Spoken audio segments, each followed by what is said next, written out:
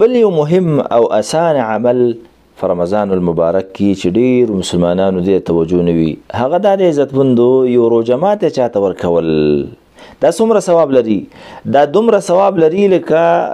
تا چې دغه روژه نیولي صحیح حدیث دی په دې باب کې سبحان الله نبی صلی الله علیه وسلم فرمایي من فطر صائما كان له مثل اجره وای چا چې یو چا باندې روژه ماته کړه طبعا د ماښام نه وروسته داسې نه چې د ماښام نه مخکې به سړی ماته کړي وای دې دپاره به بینهی د هغې په مقدار باندې ثواب یو د هغې د ثواب نه څه نه کمیږي دا څومره د خوشحالۍ حدیث دی او څومره مهم او لوی عمل دی دا یوازې چې سړی خپله روژه ونیسي څومره د الله نه امیدونه ساتي چې ماله به الله دا کوي دا به کوي دا به کوي ګناهونه معاف کوي او په دغه یو روژه ماتي باندې د بل ورور د روژې ثواب هم ته وګټي او بیا په روژه ماتي کې دا ضرور نه چې خامخا ته وله ګډ حلال که او ته وله چرګان راوړه او غوښې وله راوړه دا وکړه دا وکړه که دا دې وس وشو نو ناراسي مه کوه لیکن که دا دې وس ونه شو نو یو ګیلاس اوبه یو ګیلاس شربت دا خو دې وس کېږي که نه دا وله ویسه همدغه رنګې یا شملې یو سړی ویسي اکثر په دې رمضان کې شملې خلک سکي شربت سکي نو که شربت دې وس نه وي شملې ورکره ویسه هغه خور او مور او میندې خویندې چې زمونږ دغه شملې کوي ګاونډي له ویسه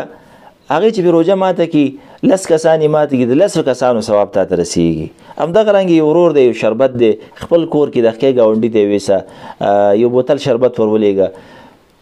10 کسان 15 کسان دي ټول ثواب تعالی درځي یا قجوري والا یا بل خوراک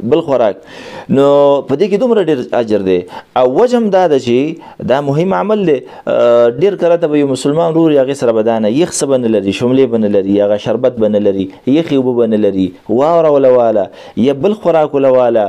بل ولواله نو دا مه هېروئ عزتمندو عمل اسانه دی او ثواب ډیر زیات دی همدغه رنګ په دې کې الفت او مینه محبت زیاتیږي مسلمان ورور په دې باندې ډیر خوشحالیږي که یو بل سره بغض او حسد وي هغه ختمیږي ځکه د انسان زړه خامخا نرمیږي په رمضان کې نه دا وکوي ام به بغضونه او حسدونه دا دفن شي دا به ختم شي همدغه رنګي ام به مینه محبت زیات شي او هم به دې ثواب وګټي د یو روژهدار یا د 10 روژهدارو یا د 15 روژهدارو ثواب به ته په یو شربت باندې یو ګیلاس شربت او یا په شملو وغیره باندې ته وګټي